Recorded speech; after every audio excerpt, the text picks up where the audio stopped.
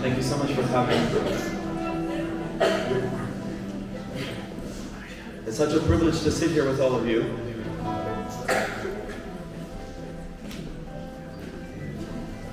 And the one thing that we ask from the outset, if possible, that you shut off all the phones. Don't need them for now, unless you mamish need them. If you don't need them, please, if you turn off the phones, turn off the ringer. And to try as much as we can, all of us sitting here together, Mavamshi Hashem, people who are in this place and in this time where we could be in any place, but chose to come here to be a part of this. People who are looking to get more in touch with the heart and soul of Yiddishkeit. Not to live things just on the surface. And the prerequisite for living that kind of life is a sense of presence. A sense of presence, really being where you are, really being there. And so the invitation now to all of you and to myself, to all of us, is to really step into the space, to be here fully, mamish fully. Fully with an open heart, fully with an open mind, fully with a wide open soul. Asking the Master of Heaven and Earth that we should merit the privilege of creating a vessel now for the great light of Purim that's for sure already shining in the world, ready for over a month and a half, But the week leading up to Purim, this is it. This is it. Now's the time to mamish open our hearts and to create a space for the light of Purim to come down and settle. So, with great appreciation to all of you for being here, and to Rabbi Naftali Schiff of Jewish Futures for making all this possible. The tzaddikim say, Chuvasa me'isa lanetzach. The salvation of Purim is forever and ever. V'sikavasam b'chol dar v'dar. There's a Torah that's forever, and then there's a particular delivery mechanism that's unique to each and every generation. Chuvasa me'isa lanetzach. But then v'sikavasam, the way that Purim needs to be experienced is different. B'chol dar v'dar. And every generation is yearning for a message that speaks to their heart, that speaks to their reality. And so with Hashem's help, we're going to try to create a vessel together for the light of Purim that's Chayiv, that's connected, that's relevant to you and me today. Join me if you can. Ein HaMeitzar.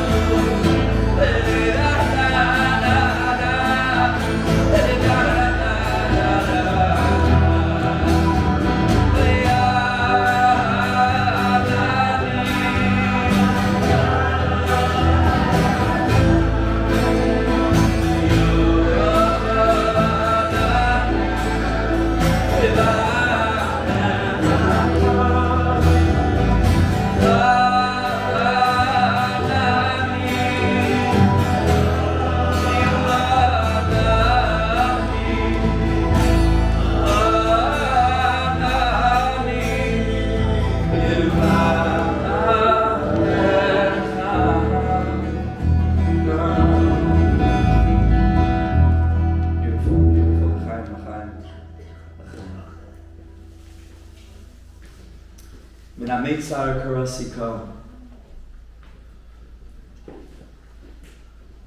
We call out HaKadosh Baruch Hu Min HaMeitzar. Min HaMeitzar. Meitzar means a constricted space. There are more chairs, by the way, in the back corner over here. If anybody needs who's outside, maybe we can get the chairs out for them, and they're welcome to the chairs and sit. There also may be some space in the front, maybe for reduced. So move it a little bit.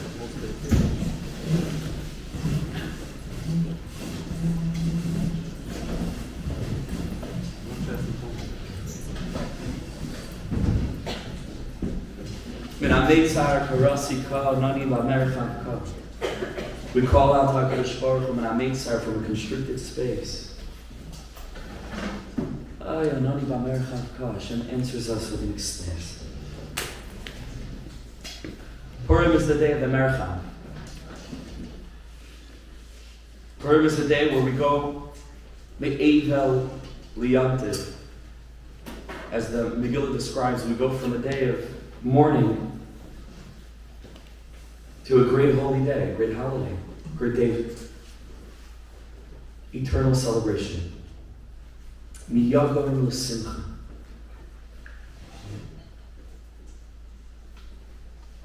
We go from anguish to the greatest, most infinite joy.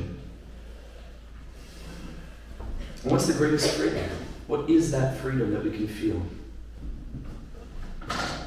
Oh, we're not free. Each of us, especially in our generation, we're stuck in whatever we're stuck in. We're more free than ever, but we're more stuck than ever. We're chained, we're trapped.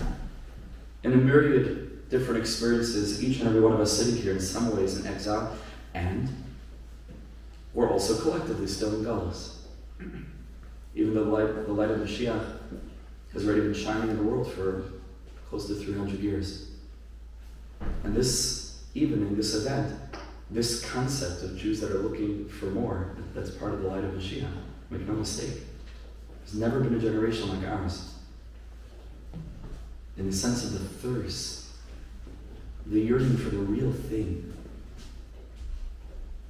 the yearning to break past all externals and to contact the heart and soul of our tradition.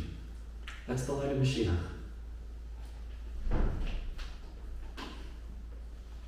So we're still in Galus collectively, and many of us experience Galus personally. But remember what HaMeitzar Cook, Schusia Gamaliel taught. Rav Kook taught that you can have a free person who has the spirit of a slave,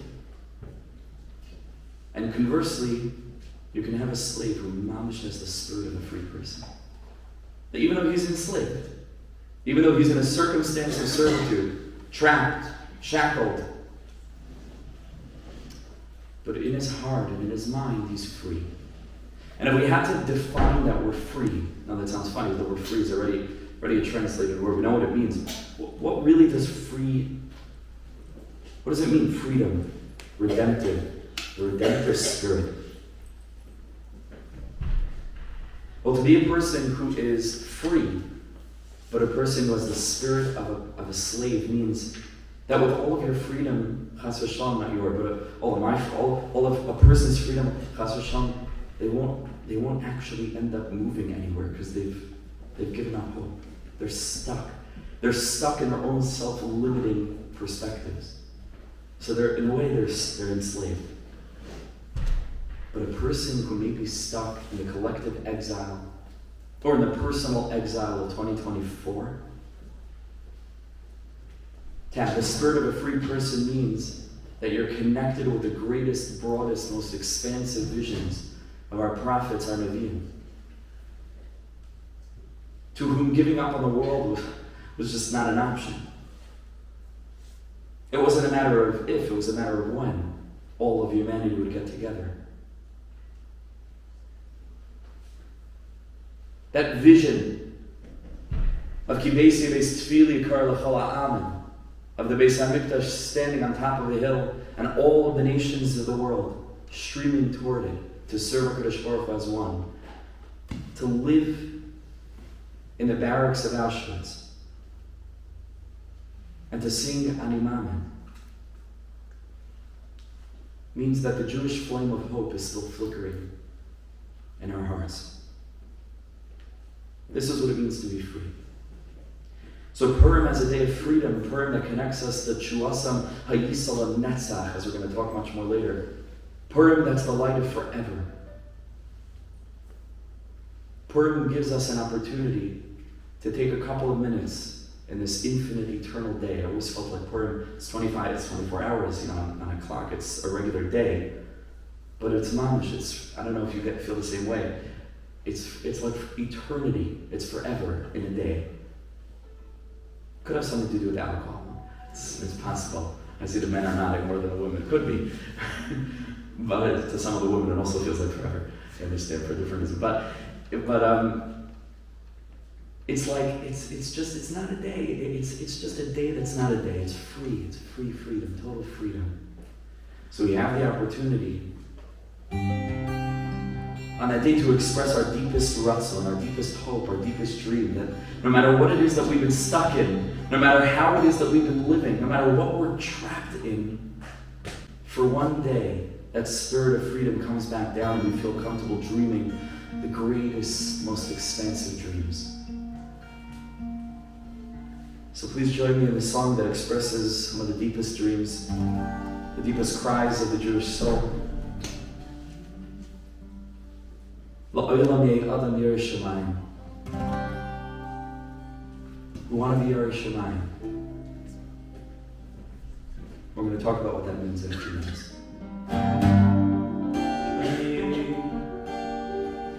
Yeah.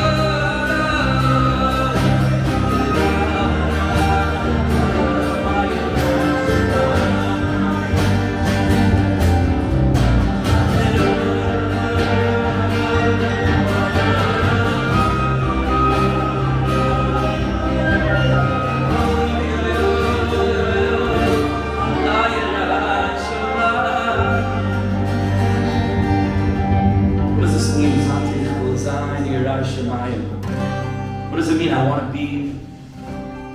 Ich will sein. I want to be. Yireh Shemayim. What does it mean? Yireh Shemayim. Yireh Shemayim, fear of heaven. To be afraid of Hashem. There has to be a deeper definition of that. In the highest definition of Yirah, what's called Yirah Soroimus, Yirah stops meaning fear. It's just not defined as fear. Haroimus means the awesomeness, the expansive infiniteness of Hashem. Something that's miromam, is Haroimus, lifted beyond. And in that sense, Yirah is much more closely translated as awe or wonder. It's different than fear. In that sense, I'm not afraid. Certainly not afraid of punishment, and that's why we're staying the course beyond that. And it's not even Yirah Sechet, where the relationship with Hashem is so deep that I don't want to do anything to detract. It's much deeper than that. It's not logical. It's experiential. It's a terrible mashal. You understand why? But if a person is driving down the street and they're aware of the speed limit, and maybe what's preventing them from speeding is that either they don't want to get a ticket, or maybe higher level it's the wrong thing to do. The laws are there for a good reason. So I recently found out when I got 3 speeding tickets in 2 days, and then I had to take the speeding course, which was actually quite instructive, actually. Just like added insult to injury, it wasn't actually a waste of time. When you're driving down the street and there's a cop car behind you, it's a different thing. Speeding is not an option. You understand? It's not a technical thing like, oh, I better not speed. It's just, what do you mean? So it's a terrible mashal because Hashem is not a police officer, and that's not how the rules of the Torah work. Not rules, they're not even commandments. They're opportunities for intimacy. That's what a mitzvah is. A mitzvah means tzavta, connection. So a mitzvah is an opportunity to connect to the divine. And avera comes from the word la'avor. Means not a sin. To pass by an opportunity to connect with the divine. You had an opportunity to withhold, to remember there's Hashem in the world, we're in a relationship with Him. This is our way of showing Him that we love Him, by not eating that, by not looking there, by not doing that, by not thinking that, by not saying. What a privilege. And Avera means, I missed an opportunity. A mitzvah, connected to my essence. That's the whole thing. That's the whole thing. Yirah Soroimus means to be aware that Hashem's presence suffuses everything. Mamish suffuses everything. And the deeper that we get in our learning of Emunah, we have to learn Emunah. Not just to learn the principles of faith. Emunah is thousands and thousands of pages in the Svarim HaKadoshim. We have to learn Emunah, deepen our hasagas, our levels of awareness. Baruch Hashem was able to do that in our shiur together on Sunday night, Thursday night. As Hashem for the women starting Shushan Purim next Monday, brand new shiur. You can announce at the end. Very, very special, brand new weekly shiur. Finally, Chatasi, time. To deepen our understanding of Emunah. And when we get to that level, so Hashem's presence is everywhere. It's not a police car that's chasing us. It's Achtoi v'chesed yirdefuni kol hameichaya. When Hashem chases us, He chases us to give us a hug. So Hashem is running after me to hug me. So how can I do something that's going to get in the way? Yirah Soroimus. Chvil zayin yireh shamayim. I want to be on that madriga, on that level. To really live with Hashem, to really live with Hashem. It's the whole point of the whole world. It's the whole point of life.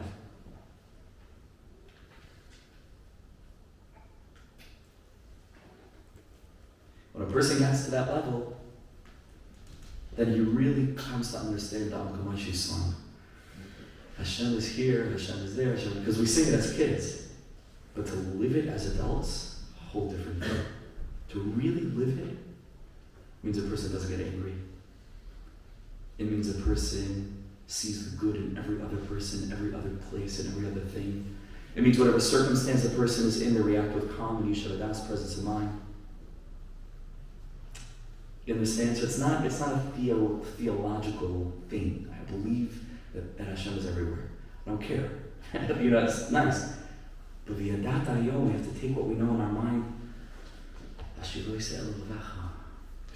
with it. Live with it. Tzaddik be'emunasa yichya. Tzaddik lives with his emunah. Doesn't do a doctoral thesis in faith. He lives with it. It's a different thing. That's what we're striving for.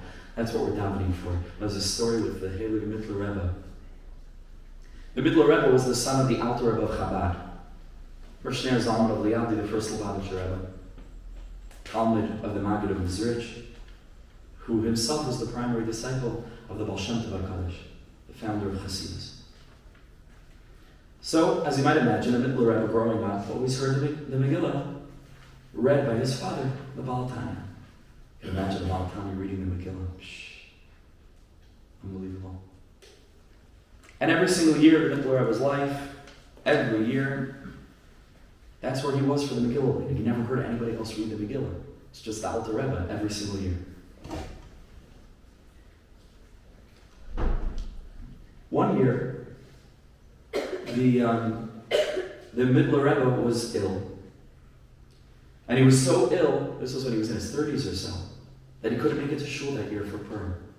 Mamash could not make it to shul, and for whatever reason, the Alter Rebbe wasn't going to be able to come and read him the Megillah. The Alter Rebbe was reading in shul, and they sent somebody else, a chassid, I'm sure, a very holy chassid. They come in to read the Megillah for the Mittler Rebbe. And the Mittler Rebbe is sitting there, maybe sitting up in bed, he's sitting by his dining room table, and the person is reading the Megillah. And when he finishes, the Elegant Mittler Rebbe says he thanks him very much, and he has this strange look on his face. And the person asks him, is everything okay? You read the Megillah properly. I hope everything was to your liking. So he said it was beautiful. It was mamash beautiful. But you know the strangest thing? He said, I had never really heard the Purim story before. He said, what do you mean never heard the Purim story? You're 30 whatever years old. You're the next Rebbe of Lubavitch. You certainly have heard the Purim story. He was a little bit confused. He said, no. I said, I mamash never heard it. Mamash like this, the Purim story read from the Megillah.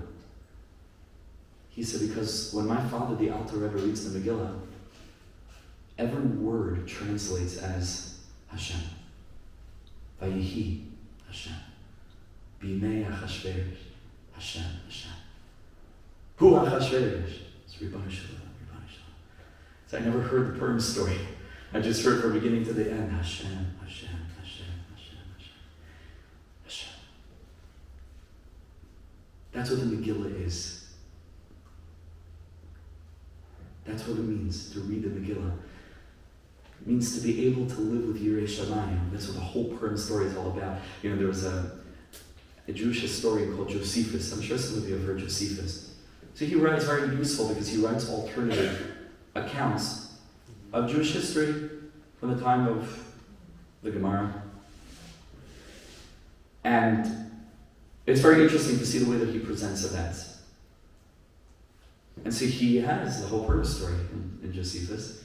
And he writes at the end, he says the Jews, meaning the religious Jews, the Yidden made of Purim it was the hand of God. And he said, I'm reporting that there were people who thought that it was just one big coincidence. He said, I'm writing that there was another way of seeing this. He writes that. Isn't that the whole point of the Megillah?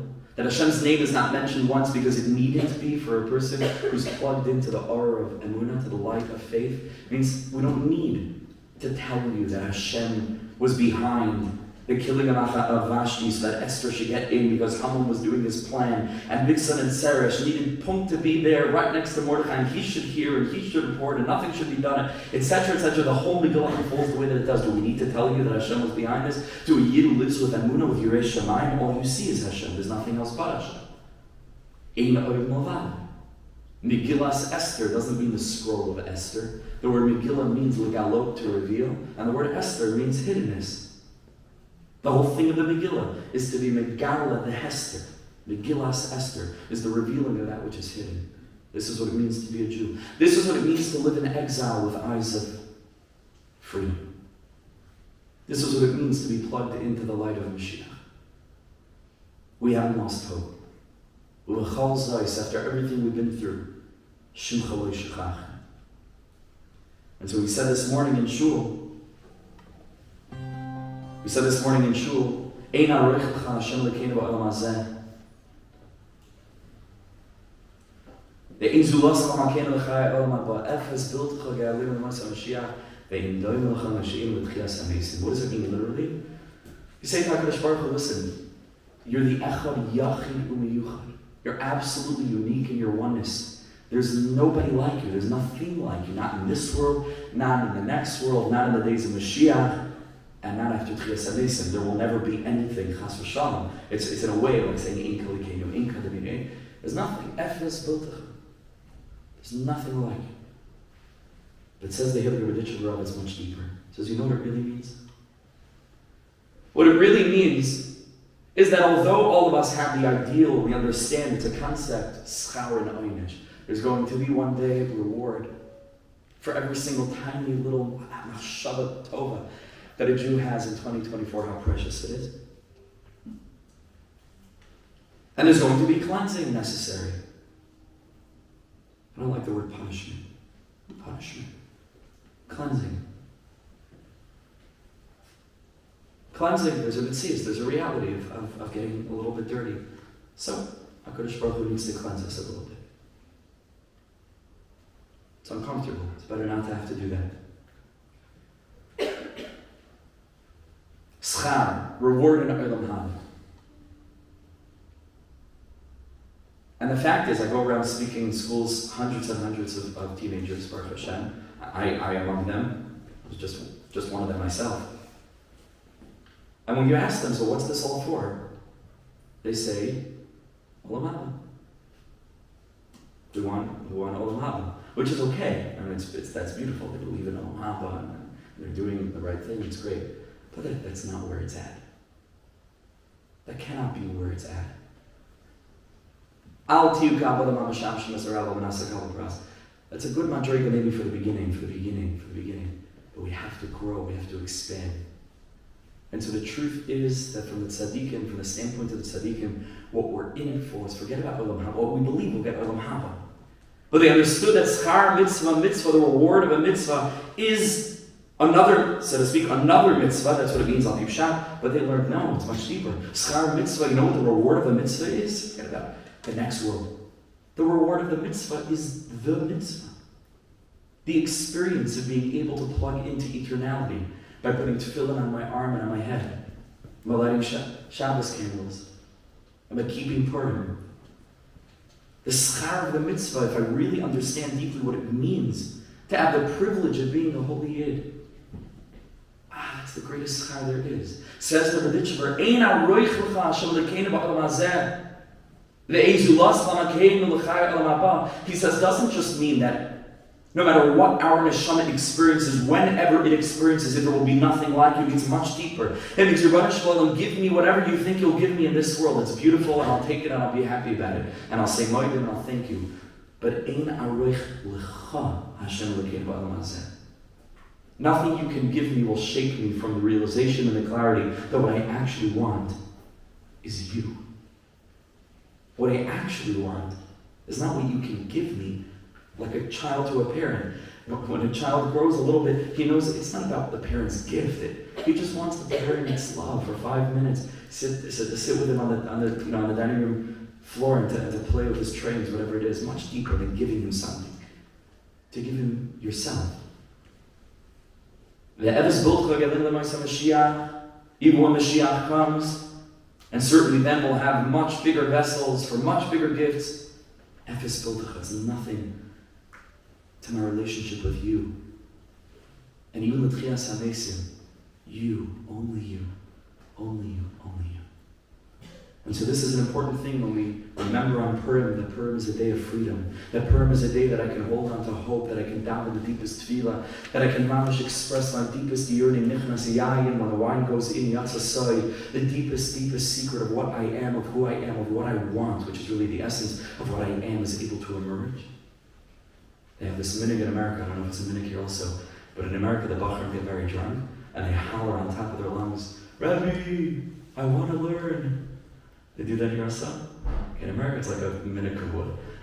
All the Bachrim get drunk, just hear them, and every yell, Rebbe, I want to learn. And all the still sober Rebbe are like, so learn. Like, just, don't want to learn, just learn. Okay, so not tampering with minhagim, minhag Yisrael Torah, but maybe just for 5 minutes if we can alter the nusach a little bit. And in addition, that all of us Bachrim and Bachurot and men and women alike, when we have those minutes of yearning on Purim, beyond what Rebbe I want to learn, it's much deeper. Master of heaven and earth, I want to build a relationship with you. I want real Yirei Shamayim, so that every word that I hear being spoken, or every word that I experience in the unfolding of the story of history, it's the Alter Rebbe's Megillah. All I hear is you. All I see is you. All I feel is you. Because all I want is you. So please join me.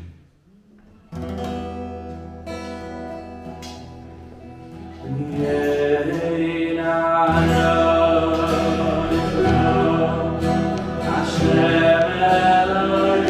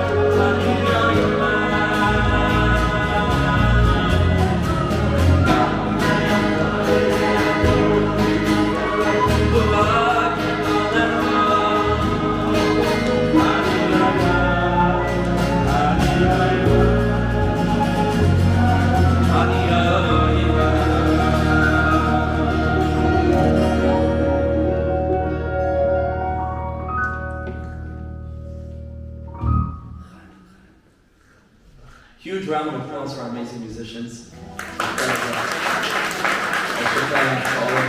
so much. Is Rafi still here? The other Rafi, that Rafi was here. Rafi Cutler, go to chat. Join me. Mekimi, Mekimi, Mekimi, Mekimi.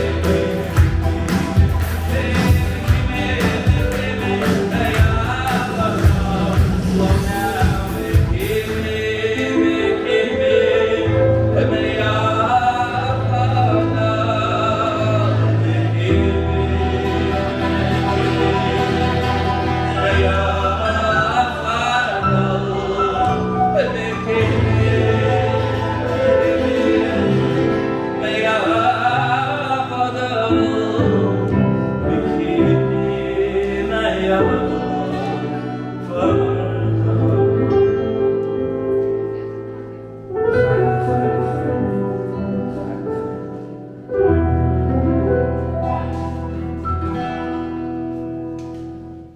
said in the past by these events, the Baal Shem HaKadosh,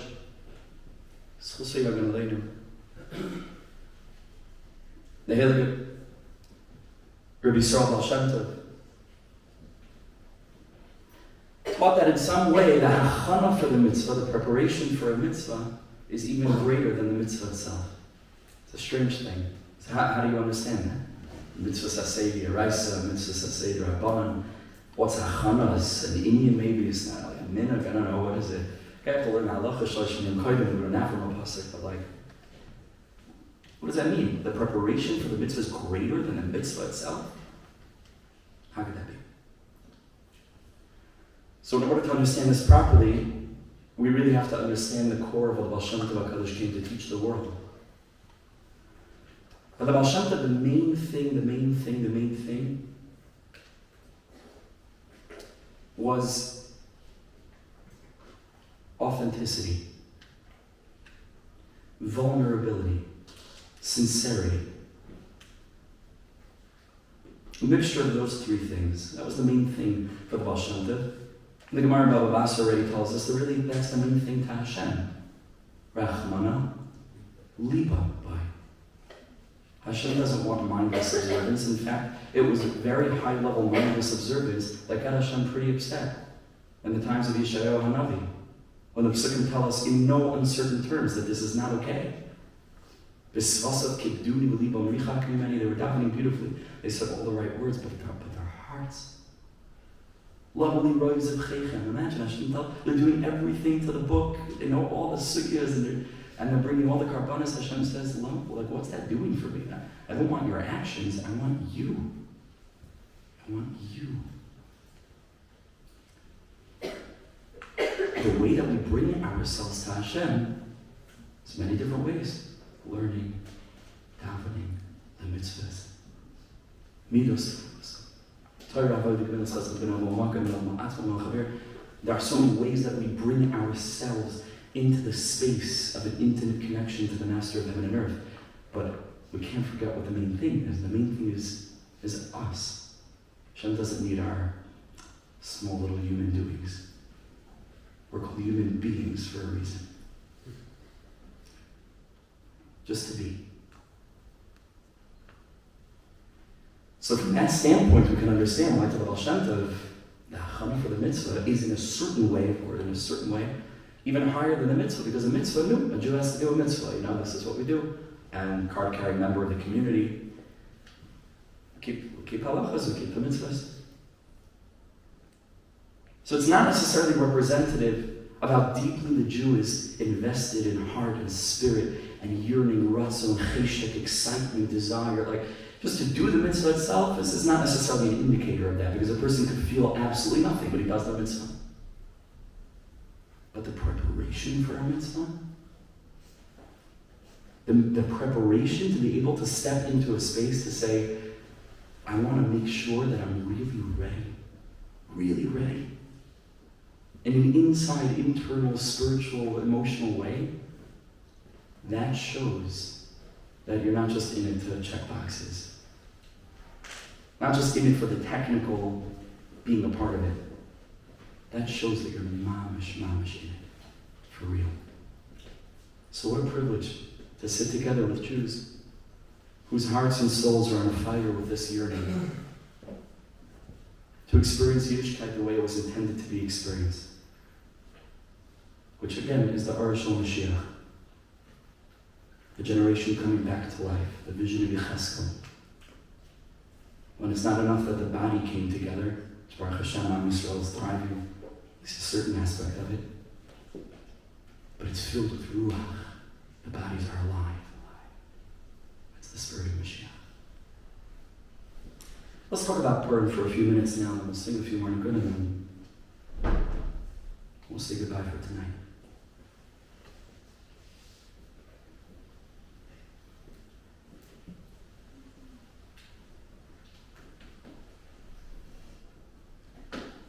Purim is the deepest day of the year. It's absolutely the deepest day of the year. Because the less shocking statement is that Yom Kippur is the deepest day of the year. All of us know that. Shabbos and Yom Kippur is the highest day in the Jewish calendar, the high holidays. It's the highest day. But all of us are familiar with the Zohar Kadosh that tells us that Yom Kippur should be read Yom Kippurim. Not just the Day of Atonement, it's the day that is Kippurim. In some way, it's something like Purim. Yom Kippur is, in a way, it's like Purim. And the Gemara tells us in Tainus, other places, if you're comparing one thing to another thing, you compare the smaller thing to the bigger thing. Right? You don't compare the bigger thing. This thing is like that. You compare the smaller thing to the bigger thing. Yom Kippur is compared to Purim. And that's on the level of Niggun, in a way. But according to the Arizal, the spiritual light that's shining on Purim is never accessible or available anytime the rest of the year. Means, like the Rebbe tells us in the context of Shavuos, by Yom Haim, Bazman Hazel, we're going to sing the Alanisim, by Yom Haim, that we're celebrating in our time. By Yom Haim, in those days, what happened in those days, Bazman Hazel, we're celebrating in this time. Jewish holidays are not commemorative, they're re-experiencing.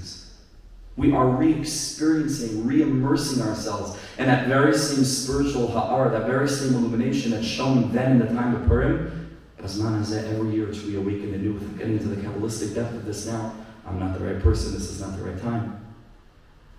But there's a light that's called Yesod Da'aba. Very deep. Very, very, very deep. The foundational love of what it means to be an Abba, what it means to be a parent. It reveals itself on Purim. From the minute that Purim starts until the minute that Purim leaves us, there's this infinite shining light that's accessible to our souls. And the question is, how much are we opening the door to it? How much are we creating a vessel for it? So when we say that something is deep, we say Purim is the deepest day, it connotes the concurrent existence of many layers, right? It's deep. It means it's not one-dimensional. There are many layers to Purim. The light of Purim is a deep light, meaning the light of Purim comes from a very deep place. And under the ground, so to speak, a very deep layer of existence is bubbling forth, is revealed on that day. And in order to understand what exactly that is, we really have to take a look at the very first time in the Torah that we find the existence of duality in such a way where it's clear that there are two madrigas, two levels. And it's intuitive to do so because the Gemara in Megillah that asks about the biblical source for the various characters in the Megillah, Haman min HaTorah minayim, Mordechai min HaTorah minayim, Esther min HaTorah minayim. This is the call of strange thing. You won't find that the Torah asks, Achitophel min HaTorah, or whatever, like anybody else. It's a bit of a strange thing. Where's the root in Tanakh? Okay. But the Gemara brings psukim for each of them. Esther min HaTorah minayim, Anochi Haster Pagel Yemohu. We said Esther means hiddenness. Mordechai is more drawer, Maridachi. Haman min HaTorah minayim. Where's the root of Haman in the Torah? Hamin ha'etz. HaKadosh Baruch Hu asking Adam and Chava, Hamin ha'etz, did you eat from the tree that I told you not to eat from? The Eitz Hadas Tovera. Now, Eitz Hadas Tovera is one layer, as it were. Right? It's one layer of what existed in the garden. But we absolutely cannot forget that there was another tree. There was a deeper tree. And that deeper tree was called the Eitz HaChaim. It's called the tree of life. Now this is very deep. Because if Haman is rooted in the Eitz Hadas Tovera, and Haman is the torch bearer of the dark flame of Amalek, And Amalek is already linked by gematria and otherwise to the Nachash HaKadmoni, to the primordial snake in the Garden of Eden, in Gan Eden. Then we need to understand that overcoming Amalek, defeating Amalek, is going to require us to reach to a deeper place, is going to require us to touch the Eitz HaChaim. And in order to do so, we need to understand what's the difference.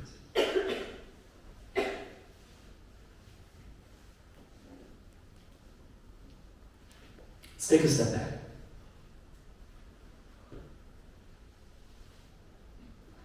People get various titles. Person studies law to become a lawyer. Person studies medicine, become a doctor, a nurse. Based on what people do, they get different titles. You know who doesn't have any titles? A baby. A baby has absolutely no titles because the baby didn't do anything. The baby doesn't do anything. Right? What does this baby do? Nothing. That's what a baby does. Cries, eats, makes a dirty diaper. He's a baby. But you know what a baby does have? A baby might not have a title, but a baby gets a name. What's the difference between a name and a title? Very deep. The title is very simple. The title is what you do. And the name is who you are. It's very deep. I mean, the letters after the name represent what the person does. But the name itself is beyond doing. The haraya, the baby gets the name long before it can do anything. Now let me ask you a question. In a result-oriented, capitalistic, results-driven world, is the baby valued any less because it doesn't have a title? Maybe to the contrary, right? There's nothing as precious in the world as a little baby. It's a strange thing if you think about it. What did the baby do to earn, so to speak, to earn our love? Well, what did the baby do to deserve our affection? And the answer is nothing. Because real love, authentic connection, goes way beyond doing, earning, deserving. It's fundamentally essential.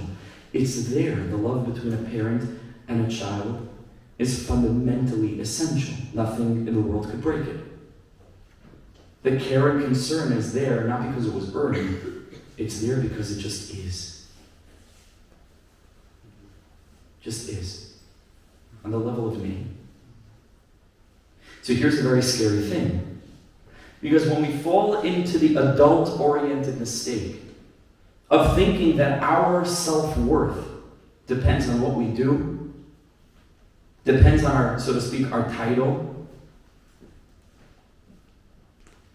and we start to look at our relationship with Hashem as completely contingent upon how much or how little we're doing at any given moment in time, then it creates the terrible possibility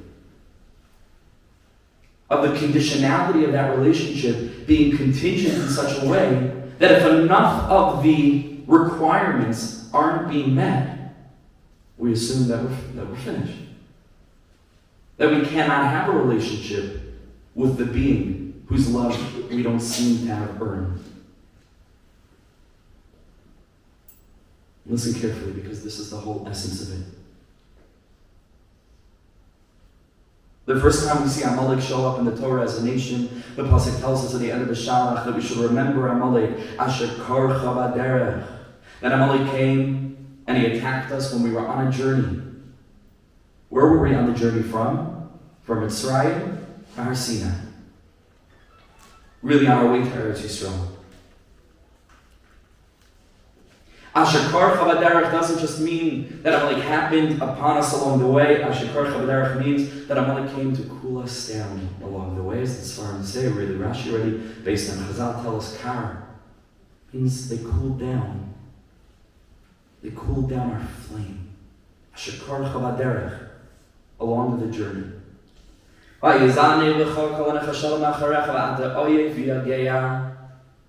Amalek came to attack the stragglers, Machane Dan, straggling in the back behind all of the other Jews, wrapped up in the spirit of severity. Dan, Din, Hester Panim, Anochi Haster Aster Panim Yamahu, V'lo Yoreh Elihim.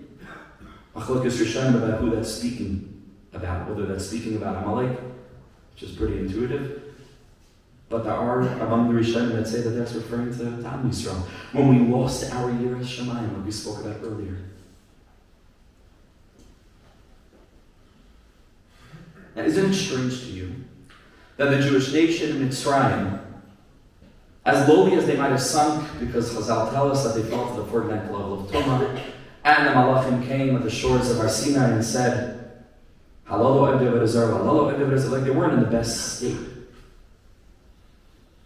But we don't find in Mitzrayim that the Jewish nation got together and they committed a collective national sin of such egregious level that it would serve as the template for all future collective sin. Am Yisrael were embattled. Am Yisrael were in such a miserable, miserable state we can't even imagine. Okay, they slipped from their madriga, but it wasn't like. And then 40 days after Mount Torah, after the greatest revelation in human history, after Pet El Pet, we mamash saw Kadosh Baruch Hu. 40 days later, we're dancing around the ego. How do we understand that? In Mitzrayim, long before Hashem revealed himself to anybody, Am Yisrael are hanging in there. And then after the Matan Torah, all of a sudden the ego. And there are many different approaches to this. Meshachach was a very, very beautiful approach. Kedai to see it inside if you can, very beautiful and important.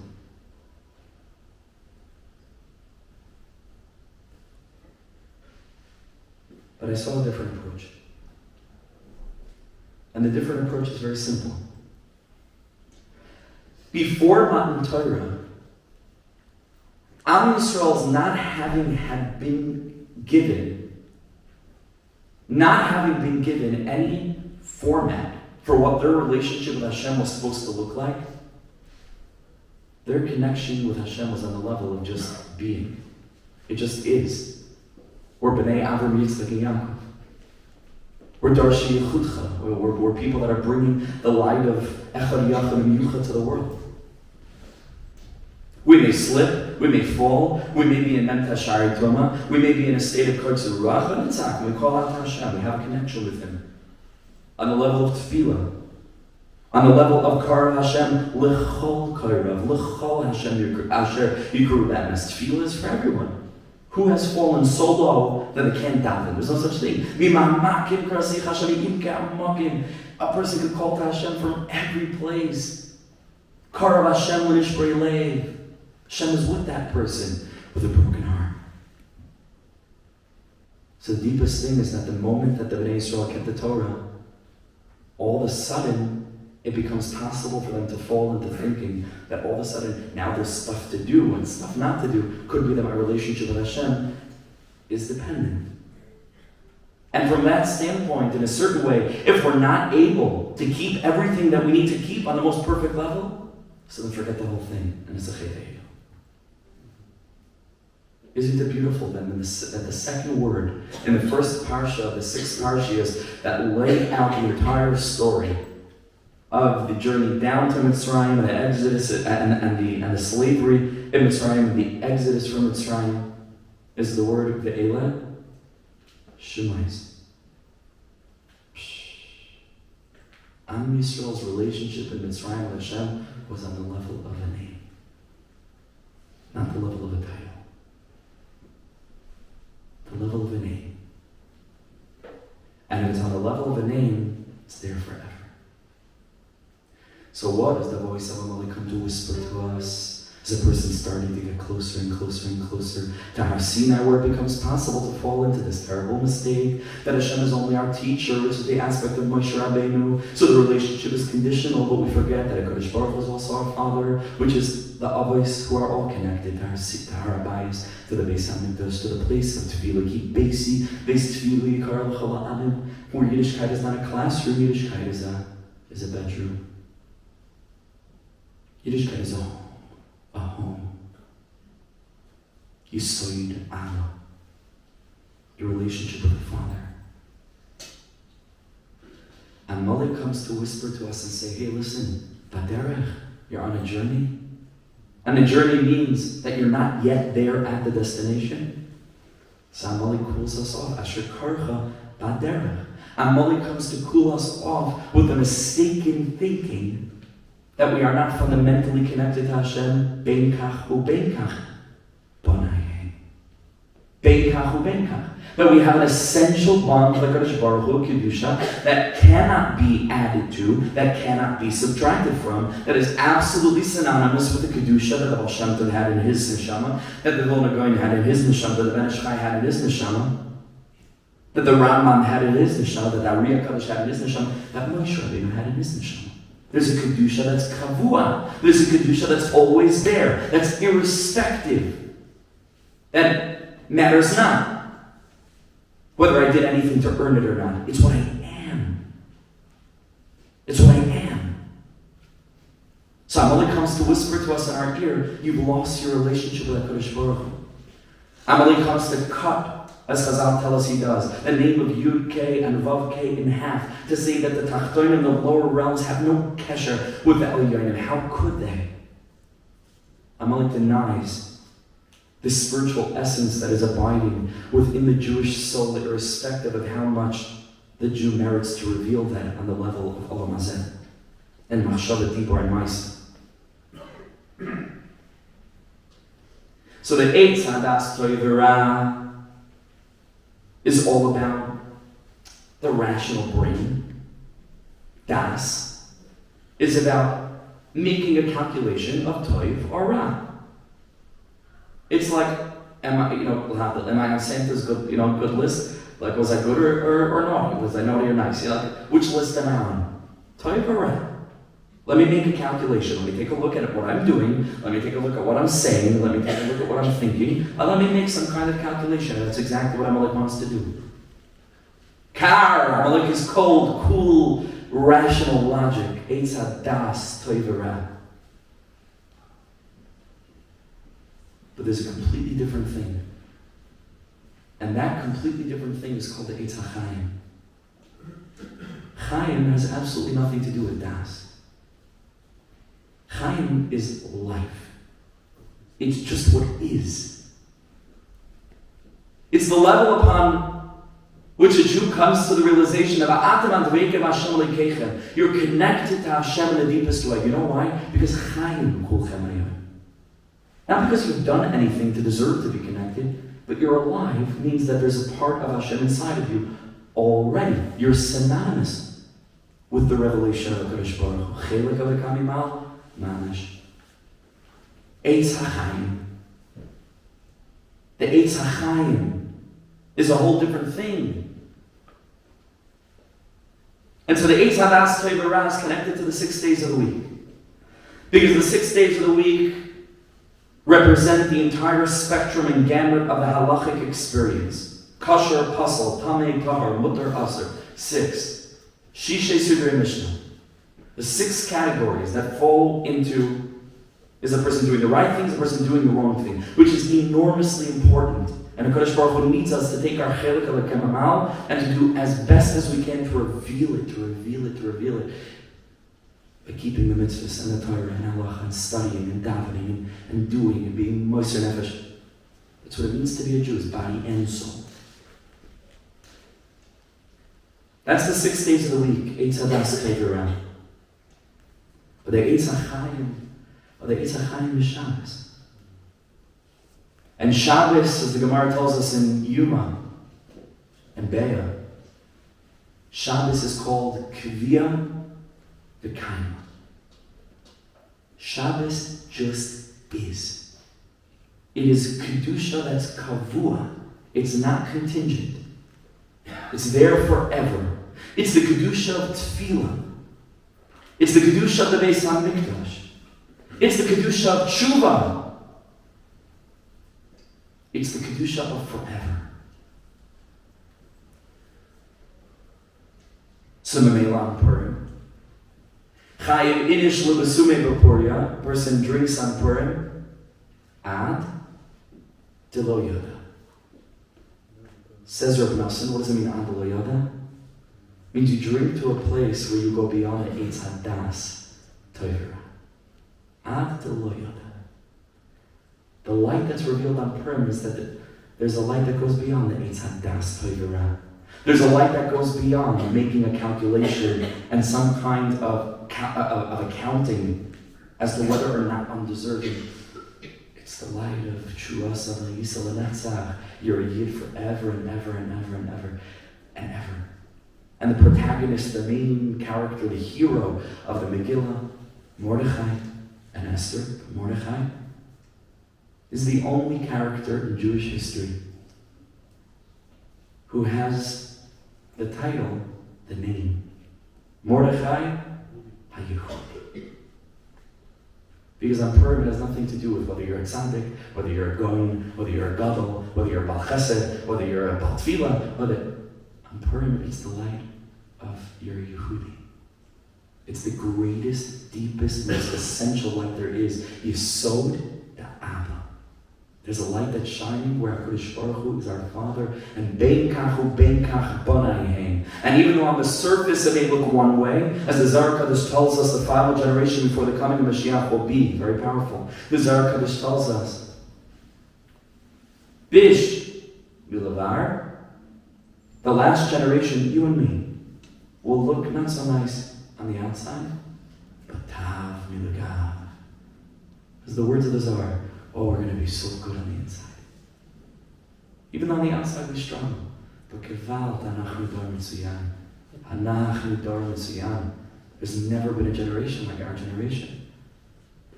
You read the Sadaris on the outside. The Pneumius, Aliyah Sadaris, Ad Lema'od.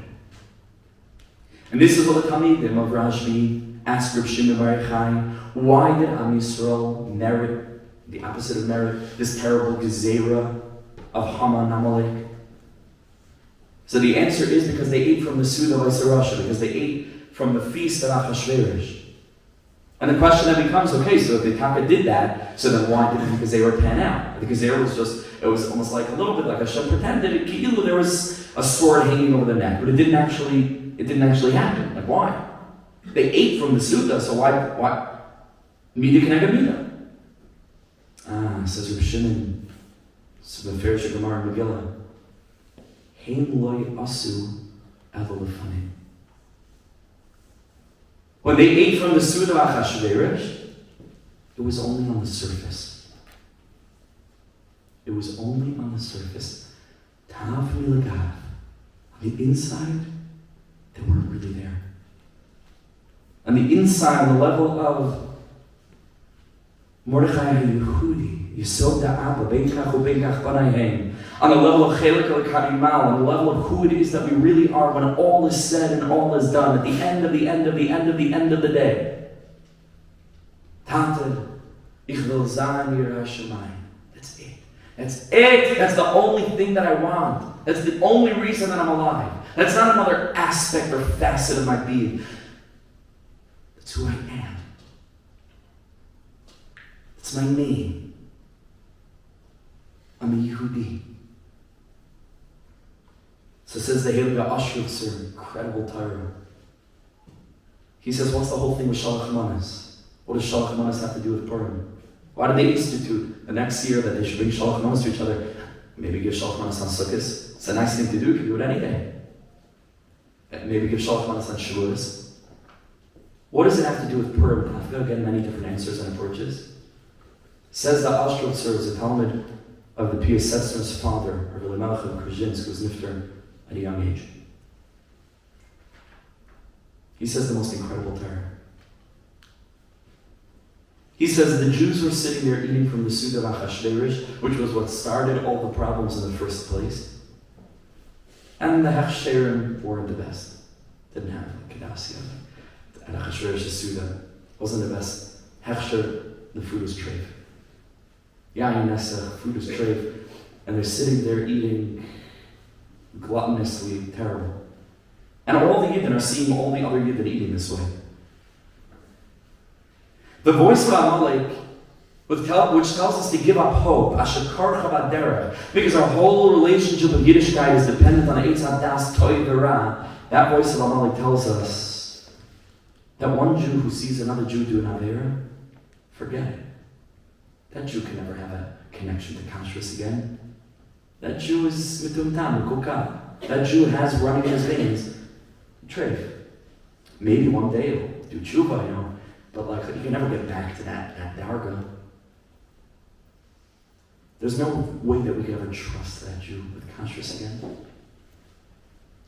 Says that Tzaddik, Mordechai, and Esther, after vanquishing the spirit of Amalek through tefillah, gathering the Yidden together, they didn't sit and learn, they davened. They remember that Karav Hashem l'chol kaira, bein kach u'bein kach banayim, on the level of the Avos, Beis HaMikdash, Beis Tefillah, Yisoid Da'aba. When they vanquished the voice of Amalek, they instituted that the very next year, these same Jews would exchange food packages one with the other, in a way telling each other, I still trust your kashrus. Shh. Is that not the deepest thing? What they were saying to each other is that I don't need to come and kasher your kitchen now because I saw you. A Jew is a Jew is a Jew. Okay, so you slipped a little bit. I'll still eat your honey cake. And please take some brownies. Get the chills from such a terror. Your mamish get the chills.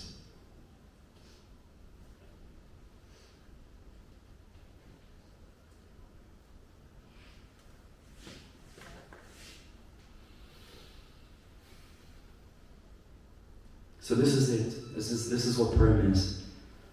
Purim is the opportunity to reconnect to my essence,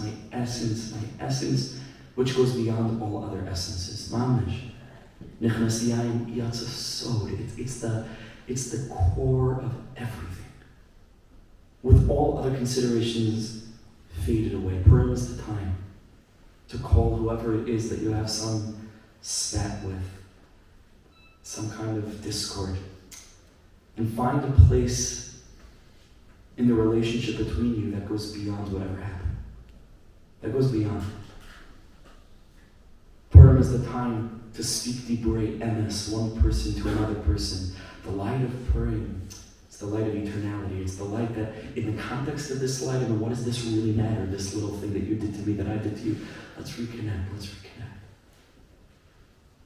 Divrei shalom ve'emes. The Megillah is called Divrei Shalom ve'emes, because in the light of emes, the greatest truth, there has to be peace. There has to be peace. And the greatest peace that any Jew can ever experience is the peace between him or herself and the Master of heaven and earth. Where I come before HaKadosh Baruch Hu on a much higher level than Yom Kippur. Because in Yom Kippur, it's still about the do's and don'ts. It's still okay. I have a whole list of things I did wrong, and I say, Hashem, and so on.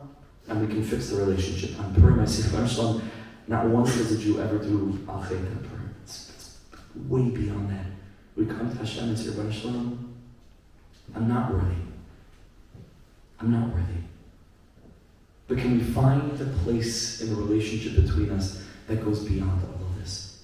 That place where my flame is still flickering, where I'm still a warm fire of the youth before I became like all cold and cynical and became enslaved to the prevailing spirit of despair that so saturates our zeitgeist, the spirit of our time.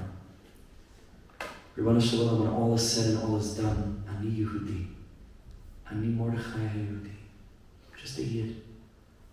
I'm just your flame still flickering in the cold winter of the darkest moments before the coming of Mashiach. Nearly Kim Nishmas Adam. I'm still here. Please let's rekindle our relationship. And so this is why we're going to read this parsha this week, Parsha Zachar. The Torah tells us, don't forget Amalek, don't forget, remember, Lo Sishkach, Zachar, don't forget. Don't forget. And our Masson says, when this will finish, we'll sing one more Niggun, and then we'll finish with them. We're already over time.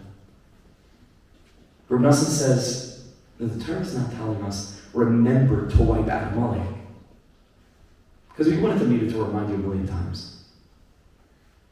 The Torah is saying, now that we understand that what Amalek wants more than anything else is to cause a Jew to forget about his essential bond with the Master of Heaven and Earth. That's what Amalek wants us to do. Asher karcha b'derech, that as we take the journey from innocence and purity and youthfulness, and we grow up and we think that we're not worthy anymore, and we think that our whole value relies on our doing, on our title. We forget about the holiness of our name and our essential lovability, just as people who are the sparks of the divine. Amalek wants to make us forget. Says Rav Nosson, how do you battle Amalek? By remembering. So it's not remember to wipe out Amalek. It's that the way that we battle Amalek is Zachar. Remember who you are. Lo Yisishkach. Lo Yisishkach. Don't forget. Don't forget. Don't ever forget. Hashem should bless us mamash to experience Purim on this level, to really, really take what the day has to offer us, because it's so exalted and it's so up to us. So it's a party and it's fun and it's everything, but it's also meant to transform us. So I bless us with enough Yishuv Adas on Purim, not to waste the time. Whoever, like the tzaddikim said, whoever asks Hashem for anything, nice and light. Tefillah, ben kach or ben kach, doesn't matter whether you deserve it or not. Esther comes to Achashverosh HaMelech, which is Hashem, and she's not deserving. She didn't get permission.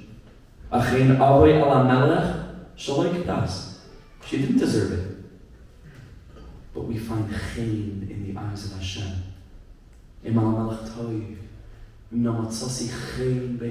Chen has nothing to do with earning. Chen is like the word chamon. It means free. Chinam. Chen, it's free. Didn't deserve it. It's a gift. Just like Shabbos. Shabbos is a gift. Be'etz Chaim is a gift. Not because you earned it. It just is. On Purim, the Jewish soul has infinite chen by HaKadosh Baruch Hu. Chuasam Yisrael Netzach. Netzach Yisrael Lo Yeshaker. Okay, let's do one more Niggun, and then we'll finish with some dancing.